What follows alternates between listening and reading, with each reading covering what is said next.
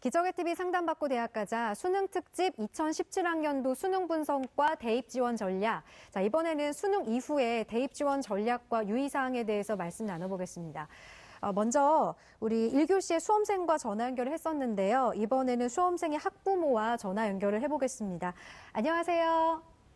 네, 안녕하세요. 네, 반갑습니다. 어머니 간단한 소개 부탁드려요. 네, 오늘 수험을 치른 학생 엄마입니다. 네, 우리 수험생 뒷바라지 하시느라 어머님도 고생 많으셨는데요. 지금 기분이 어떠세요?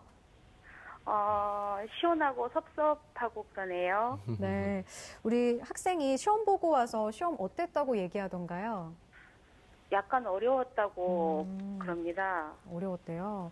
예. 아마 다른 학생도 다 어렵게 느꼈을 테니까 너무 걱정하지 마세요. 잘 봤을 겁니다. 오늘 네. 수능을 치른 자녀분에게 해주고 싶으신 말씀이 있다면 이 기회를 통해서 한 말씀 해주실까요? 예, 그동안 고생했고, 수고했고, 또 이제 앞으로, 남은 시간, 걱정하지 말고, 좋은 곳 갈 수 있게, 좋은, 결과 있기를 바라고, 잘 보냈으면 좋겠어요. 네. 어머님도 오늘 고생 많으셨고요. 앞으로 대입 전략 잘 세우시고 많이 격려해 주시면서 좋은 결과 있기를 바랍니다. 오늘 전화 주셔서 고맙습니다. 네, 감사합니다. 네, 감사합니다. 이렇게 수능은 끝났지만 또 대학별 고사를 앞두고 있는 학생들도 있고 12월 7일 수요일에 수능 성적표가 나오면은 바로 정시 전략을 수립해서 12월 31일 토요일부터 정시 지원을 해야 하는데요. 가채점을 해보면서 앞으로의 대입 전략을 좀 더 구체적으로 세워봐야겠죠. 주석훈 선생님, 이 가채점의 요령과 주의사항 조언해 주실까요? 예, 오늘 이제 시험을 치렀기 때문에 가채점들을 하게 될 텐데요. 네. 가채점은 꼭 좀 해볼 필요가 있다. 그리고 꼭 하시라고 권하고 싶습니다. 네. 이만기 선생님 전에 말씀하셨던 것처럼 내가 수능 최저 기준을 충족하고 있는지 이걸 확인을 꼭 해야 되기 때문에 가채점을 좀 제대로 했으면 가장 좋겠다라는 말씀을 먼저 드리고 네. 가채점을 이제 하는데 그 답을 이렇게 적어 와가지고 정확하게 할 수 있으면 제일 좋죠. 근데 이게 시간 관계상 그러지 못한 경우도 있을 거예요. 내가 네. 이 답을 쓴 것 같기도 하고 저 답을 쓴 것 같기도 하고 이럴 때는 최대한 좀 보수적으로 채점을 좀 해서 오차를 좀 줄이는 게 좋겠다 하는 생각이 듭니다. 네. 전에 어떤 학생은 그 너무 시험을 잘 봐가지고 본인도 부모님도 담임선생님도 너무 좋아하셨는데 네. 나중에 보니까 그냥 3, 40점씩 떨어져서 나온 경우도 아이고. 있었습니다. 그래서 네. 가능한 한 가채점은 좀 보수적으로 해서 했으면 좋겠다 하는 말씀을 드리고 또한 지금 채점하는 것들은 전부 원점수거든요. 이 원점수로 대학을 가는 게 아니라 네. 대부분은 표준 점수 아니면 백분위 점수를 활용해서 대학을 가게 되어집니다. 네. 이 원점수를 가지고 우리가 쓸 수 있는 것은 등급 예측을 해서 이 대학별 고사의 응시 여부를 확인하는 건데 가능한 그래서 정확하게 하는 게 좋지만 이걸 갖고 대학 가는 게 아니라는 그 점. 그리고 문제가 어려우면 이 표준 점수가 높게 나오는 경향이 있고 네. 문제가 너무 쉬우면 이 표준 점수가 좀 낮게 나올 수도 있습니다. 백분위 점수도 낮게 나오고요. 그래서 그 원점수만 갖고 모든 것을 너무 그 절대시하면 좀 안 되겠다 네. 하는 생각을 꼭 해주셨으면 좋겠습니다. 네. 그리고 어느 과목을 내가 잘 봤는지, 그래서 내가 잘 본 과목의 반영 비율이 높고 내가 못 본 과목은 반영 비율이 낮은 그런 대학, 그런 모집 단위를 찾아보는 그런 연습을 지금부터 좀 하시는 게 좋겠다 하는 말씀을 드리고 싶습니다. 네. 정지원 선생님, 앞서 말씀해 주셨지만 가채점 후에 예상되는 성적에 따라서 수시와 정시 전략이 달라져야겠죠. 이 수시에 합격을 하게 되면 정시 지원을 할 수 없기 때문에 신중해야겠죠. 이미 이제 연세대처럼 수능 이전에 논술을 본 대학별 고사를 본 학교들은 이제 어쩔 수 없죠. 수능이 더 잘 나와도 뭐 그 정도 끌려가면 괜찮죠. 그래도 예. 근데 이제 뭐 어쩔 수 없는 그런 네. 부분이 있는데 이제 가채점 통해서 네. 자기가 갈 수 있는지 없는지를 좀 자세히 따져봐야겠죠. 네. 예. 그렇겠죠. 이만기 선생님, 네. 예상되는 성적에 따라 어떤 전략을 좀 짜면 좋을까요? 저희가 이제 요맘때 가장 많이 받는 질문 중에 하나가 네.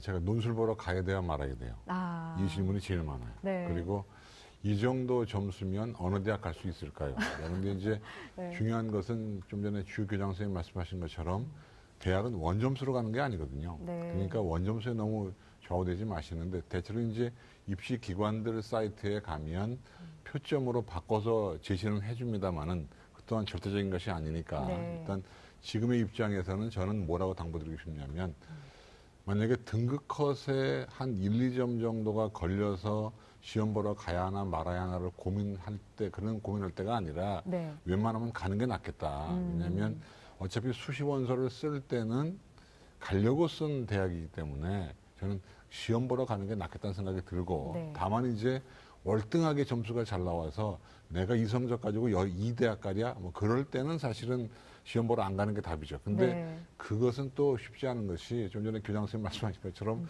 가채점이 정확하게 안 되면 점수가 안 나와요. 그렇죠. 그러니까 시험 보러 안 갔는데 점수가 안 나오거나 또는 시험 보러 갔는데 점수가 너무 잘 나올 수 있기 때문에 무엇보다 중요한 것은 가채점에 대한 정확한 그 입장을 좀 세워두는 것이 바람직하다라고 생각이 되고 또 네. 무엇보다도 이 반영 비율을 잘 따셔야 됩니다. 그러니까 사실 합격 불합격의 가능성은 사실은 뭐 대기업 사는 사이트 어디 가에 가도 작년도 점수가 나왔긴 한데 사실은 작년 점수와 올해 점수의 비교를 할 수 있는 그 기준점 자체가 명확하지 않기 때문에 그건 원점수로도 안 되고 표점으로도 안 됩니다. 비교적 작년과 올해 점수를 비교할 수 있는 것이 100분이거든요. 100분이. 그런데 이제 어디가에 가면 100분이도 있고 표점도 여러 가지가 있지만 한번 담임선생님의 협조를 얻어가지고 자기가 이 점수로 어느 대학 갈 수 있나에 대한 정확한 그 위치 판단부터 전제가 되는 것이 바람직하다고 생각이 됩니다. 네. 앞서 이만기 선생님께서 반영 비율을 잘 따져봐야 한다라고 말씀해 주셨는데요. 정지원 선생님, 이 가나다 군별 주요 대학의 수능 반영 비율 정의해 주셨죠? 예, 화면을 보면서 설명해 드리도록 하겠습니다. 네. 예, 이제 화면을 보시면 지금 이제 큼직하게 이제 수능 반영 이제 요소, 전형 요소만 지금 좀 따져봤는데요. 이거보다 또 자세히 뭐 영역별 부분도 있지만 일단 수능 반영 비율을 보면요. 대체로 지금 서울대가 수능 100%, 연세대가 이제 일부 비교과가 들어가고요.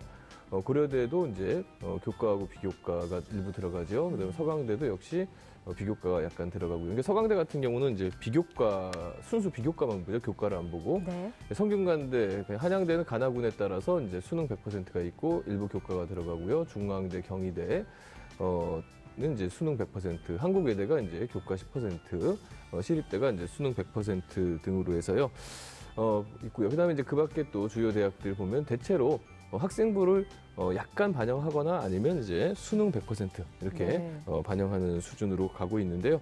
그래서 이제 우리가 흔히 얘기할 때 이제 정시는 수능이다 이런 이제 이야기고요. 이 학생부가 이제 차지하는 비중이 대학에 따라 좀 다르긴 해요. 근데 이제 거의 그 미비한 수준으로 지금 보여지고 있는데 그렇다 하더라도 일부 대학에서는 아주 적은 점수로 판별이 날 수도 있기 때문에 우리 학생들이 지원할 때 내신이 들어가는 학교들은 좀 더 꼼꼼히 따져보고 지원할 필요가 있겠습니다. 근데 전체적으로 보니까 정시에서는 수능이 가장 중요하긴 하네요. 예. 자, 이렇게 가채점을 통해서 어떤 영역의 성적이 잘 나왔는지 유불리 파악이 된다면 대학별로 각 영역의 반영 비율을 점검해서 좀 더 구체적으로 정시 지원 전략을 세워야 할 텐데요.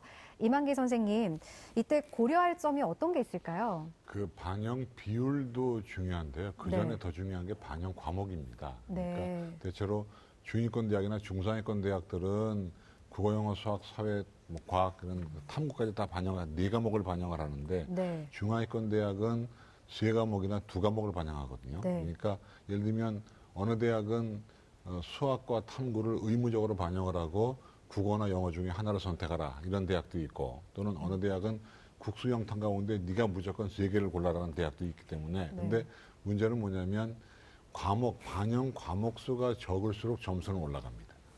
반영 과목 수가 많을수록 점수는 내려가기 때문에 네. 일단 배치 참고표 같은 걸 볼 때도 그 점을 염두에 두셔가지고 보셔야 됩니다. 네. 근데 이제 무엇보다도 중요한 것은 자기 성적을 정확히 알면 자기가 어느 대학에 유리하냐가 나와주는데, 이를테면 이런 겁니다. 우리가 이제 흔히 문과에서 중요한 과목이 뭐냐 그러면 국어와 영어다 그러고, 네. 수학서 중요한 게 뭐냐 그러면 이과 같은 경우는 수학과 과탐이라고 얘기하거든요. 그런데 실제로 일부 대학은 경영, 경제 같은 경상 계열에서는 문과지만 수학 반영 비율이 높은 대학도 있어요. 그렇기 때문에 요강을 좀 잘 보시고 내 점수와 내가 강한 반영 영역과 그 대학의 반영 영역을 따져서 이제 리스트업을 만들어 놓는 것이 필요합니다. 근데 지금은 이제 사실은 뭐 이제 다 끝났죠. 수능 시험 끝났기 때문에 네. 기말고사 남아 있고 논술고사 남아 있지만, 뭐 논술고사도 없거나 기말고사가 없는 그 학교의 수험생들은 지금부터 앉아가지고 요강 준비하면서 자기가 갈 대학의 유불리를 따져보는 리스트를 만들어 놓는 것이 바람직하다, 이렇게 생각이 됩니다. 네, 선생님께서 반영 비율 못지않게 반영 과목도 중요하다라고 짚어주셨는데요. 이번에는 2017학년도 정시 지원에서 수험생들이 꼭 확인해야 될 변수는 어떤 것들이 있는지 알아보겠습니다. 먼저 주석훈 선생님께서 설명해 주실까요? 네, 2017학년도 정시에서 수험생들이 꼭 좀 고려를 해봐야 되는 사항들이 있다고 하면, 일단 첫 번째는 그 정시 모집 인원이 일단 줄어들었다. 네. 이것이 이제 굉장히 큰 변수가 아마 될 것 같습니다. 그러니까 작년도에 합불 자료를 많이 참고를 할 텐데, 작년도보다 올해 뽑는 인원수가 줄어들었기 때문에 작년도 합불 자료보다 점수가 오히려 올라간다고 일단은 달라질 봐야 수가 되겠죠. 있겠네요. 네. 예, 이 점이 이제 우리가 고려해야 될 사항인데, 그래도 수시 모집 확대로 인해 가지고 수시로 빠져나가는 학생들이 또 그만큼 늘었고, 또 중복 합격이나 이런 거로 인해서 그 미등록 학생들이 정시로 이월되는 학생들도 여전히 있기 때문에 정시 모집 인원이 감소했다 하더라도 전년도 정도쯤 되지 않을까 일단 하는 생각은 하고 있습니다. 그래도 네. 가능하면 정시까지 갔으면 이젠 내년도는 영어가 절대평가가 되는 상황이 되면서 더 어려워지는 상황이 또 되기 때문에 네. 이번 정시에서 어떻게든 합격을 해야겠다고 생각을 한다면 정시 모집 인원이 감소된 상황을 마음에 두고서 좀 안정 지원을 좀 생각하는 게 좋겠다 하는 네. 생각이 듭니다. 두 번째는 인문계 학생들에게 해당되는 사항인데요. 작년도까지는 한국사가 서울대 같은 경우는 필수 과목이었습니다. 네. 그리고 제2외국어도 필수였고요. 근데 올해 같은 경우는 그 한국사는 인문 학생, 자연 학생 모두 모든 학생들에게 필수가 되면서 독립 과목으로 빠져버렸거든요. 네. 따라서 서울대 가는 학생들은 서울대 갈 수 있는 인문계에서 학생들의 이 풀이 따로 있었습니다. 네. 근데 올해는 그게 아니라는 거예요. 다 풀린 거죠, 이제. 이게 작년과 가장 달라진, 인문계열에서 가장 달라진 점이 되겠고, 이 얘기는 그 다른 대학에도 이제 다 이게 연쇄적으로 영향을 미치고 합격선의 변화를 가져온다는 점입니다. 그리고 네. 자연계 같은 경우는 아까 이만 교수님 말씀하셨지만 수리 가형과 과탐 응시생이 늘어났습니다. 과탐 응시생이 한 13,000명 정도 늘어났고 수리 가형 응시자가 한 24,000명 정도 증가를 했는데 이 이야기는 그 자연계의 경쟁률이 더 치열해졌다 네. 하는 사항이고, 또 하나 작년과 좀 다른 점은 뭐냐면 투과목 응시자는 오히려 줄었습니다. 과탐 네. 응시자는 늘었는데 이 이야기는 투과목을 꼭 응시해야 하는 대학, 그 일부 모집단위들 이런 데 같은 경우는 오히려 경쟁률이 작년도보다 좀 더 떨어질 수도 있다. 네. 그러나 대부분의 이 자연계 모집단위들은 전년도보다 경쟁률이 좀 더 올라가고 합격선도 좀 올라갈 가능성이 있다. 이 점을 좀 생각을 해야 될 것 같고요. 최근 몇 년 사이에 보면 이 실제 나중에 합격 이 데이터들을 분석을 해보면 네. 그 해에 이 배치 점수, 예상 점수들이 있는데 이 예상 점수보다 자연계는 거의 비슷하거나 점수가 오히려 올라가는 네. 경우가 있고, 인문계 같은 경우는 비슷하거나 약간 떨어지는 경향이 있었습니다. 올해 이렇게 수리 가형과 과탐 응시자가 늘어나면 아마 올해 그 양상은 더 커지지 않을까 이런 생각이 듭니다. 그래서 요 세 가지를 올해 네. 수험생들이 좀 주의를 하셨으면 좋겠다 하는 네. 생각이 듭니다. 앞서 주석훈 선생님이 꼽아주신 것 중에 한국사가 이제 필수로 지정이 됐다 이 부분을 말씀해 주셨는데 그렇다면 주요 대학들이 한국사 점수를 어떻게 반영을 하는지도 좀 알아봐야 될 것 같아요. 예, 선생님. 뭐 이제 정리를 하자면 이제 주석훈 교장 선생님께서 말씀해주신 한국사는 작년까지 서울대에서 필수 과목으로 지정을 네. 해서 그 과목을 본 학생들의 숫자만 이제 서울대 응시 자격이 네, 네. 주셨다 이제 그런 말씀이고요. 제가 이제 좀 말씀드릴 것은 이제 한국사가 어떻게 가산점으로 가느냐의 문제인데요.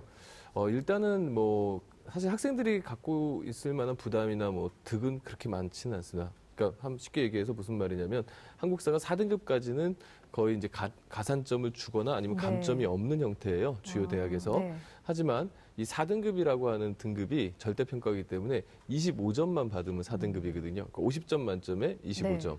그러니까 이제 조금만 공부를 한 학생이라면은 충분히 받을 수 있는 성적이고요. 그리고 또 그 뒤에 이제 감점이나 가점을 준다 하더라도 그게 크게 그 폭이 그렇게 크지가 않습니다. 그래서 네. 뭐 어떤 대학 같은 경우는 뭐 1등 한 등급이 이제 4등급 이하부터는 0.05점 감점 해가지고 9등급을 받아도 한 0.2점 정도밖에 네. 감점이 안 되고 이런 추세라서 뭐 이 부분에 대해서는 너무 그렇게 신경을 안 써도 되지 않을까 이런 생각이 듭니다. 큰 영향은 주지 예, 않겠네요. 그렇습니다. 그러면 올해 정시 모집 일정 살펴보도록 하겠습니다. 정지현 선생님께서 설명해 주실까요? 예, 화면을 보면서 설명해 드리도록 하겠습니다. 먼저 이제 원서 접수는요. 12월 31일부터 시작이 됩니다. 토요일이네요. 네. 고3 담임 선생님들 주말이 없네요. 그렇죠? 그리고 이제 4일까지니까 신정 연휴도 끝났습니다. 고3 네. 담임 선생님들은요. 가군, 나군, 다군으로 지금 되어 있는데 요거는 지금 전형일입니다. 요 기간 안에 대학들이 전형을 해라 이런 뜻이고요. 그다음에 합격자 발표는요. 2월 2일 이전에 합격자 등록은 그 주간이 있고요. 추가 합격은 이제 한 2월 7일이나 8일부터 추가 합격 시작해서요. 2월 16일까지 마감이 되면 이제 올해 금년도 정시 일정을 끝나게 되고 이후에 못 뽑은 인원들은 추가 모집으로 넘어가게 네. 됩니다. 예. 정지현 선생님 1월까지 고생하시고요. 예, 제가 고생합니다. 네. 네. 자, 그럼 가나다군별로 정시 지원을 할 때 어떤 점을 고려해야 할지 알아보겠습니다. 주석훈 선생님께서 말씀해 주실까요? 예, 매년 상담을 하다가 보면 좀 아쉽기도 하고 답답하기도 네. 하고 한 경우들이 좀 있습니다. 이 정시를 앞두고 학생, 학부모님들이 참 다양한 곳에 가서 상담을 많이 받고 오세요. 담임 선생님하고도 물론 하시고. 그런데 대부분 자기에게 가장 유리하게 상담해준 대학만 찍어가지고 나중에 원서를 쓰게 되는데 이렇게 되면 다 떨어집니다. 네. 예, 그래서 내가 꼭 합격할 수 있는 그런 군과 대학 전공은 어딘가를 일단 좀 잡아보고 네. 그 다음에 이 소신 지원을 그래도 좀 해볼 만한 곳은 어딘지 이런 것들을 좀 생각을 해서 지원을 하는 것이 좋지 않을까 하는 생각이 들고 네. 다하고는 대학도 적고 모집 인원이 워낙 적어서 네. 다하군을 안정 지원으로 쓰는 일은 없어야 되겠다. 네. 가하군이나 나군 중에 하나는 안정하고 하나는 좀 소신하는 이런 지원 전략을 쓰는 것이 좋겠다 하는 생각이 듭니다. 네. 자, 이 수능 이후에 수시를 준비하는 학생들을 위한 조언도 좀 들어볼게요. 이만기 선생님, 수능 이후에 논술을 치르는 학생들이 있을 텐데 어떤 전략이 필요할지, 그리고 논술 전략과 주의할 점 조언해 주실까요? 논술은 보통 아무리 경쟁률이 높아도 실제로 수능 최저를 통과한 수험생 숫자가 적기 때문에 표면적으로 나타나는 경쟁률에 비해서 한 반 정도로 줄어듭니다. 그런데 네. 이제 논술은 학생부 성적이 미미하고 논술 성적이 모든 걸 좌우하기 때문에 사실은 방법은 뭐 별게 없고요. 논술 문제 꾸준히 풀어보는 건데 제가 당부드리고 싶은 것은 한 문제를 써보고 답을 써보고 강의를 듣고 첨삭을 받고 다시 한번 써보는, 그러니까 논술 답안지를 2번 써보는 연습을 꾸준히 하시는 것이 바람직합니다. 그다음에 또 대학별 고사 가운데 이제 면접도 있는데 네. 면접은 기본 수행 면접이 있고 그다음에 교과적성 면접이 있는데 교과적성 면접은 실은 국영수 면접이거든요. 네. 근데 기본 수행 면접에 종종 시사 이슈를 물어보는 경우가 있습니다. 그래서 지금 이제 별로 할 것이 없는 때니까 신문을 보시고 네. 월별로 중요한 시사 이슈가 뭔지를 이렇게 꼼꼼하게 챙겨 나가는 것이 아마 지금 수험생들이 할 수 있는 수시에 대한 대비가 아닌가라고 생각이 됩니다. 그리고 마지막으로 정시 지원 전략을 위해서 꼭 기억해야 할 점이 있다면 이만기 선생님께서 짧게 조언해 주실까요?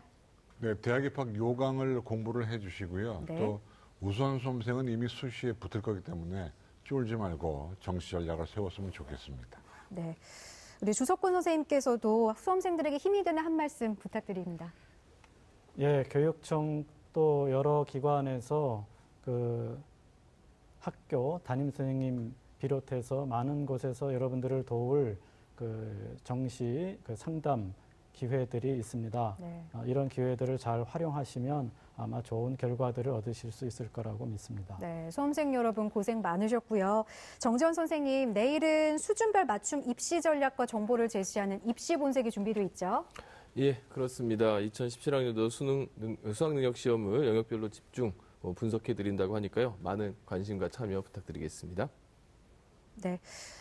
내일도 많은 시청 바라고요. 오늘 소중한 시간 함께해 주신 주석군 선생님, 이만기 선생님, 그리고 결정적 코치 정재원 선생님 고맙습니다. 고맙습니다. 네, 오늘 수능 특집 2017학년도 수능 분석과 대입 지원 전략을 주제로 말씀 나눴는데요. 수험생 여러분 고생 많으셨고요. 좋은 결실 맺을 수 있길 바라고 응원하겠습니다. 오늘 함께해 주신 여러분 고맙습니다.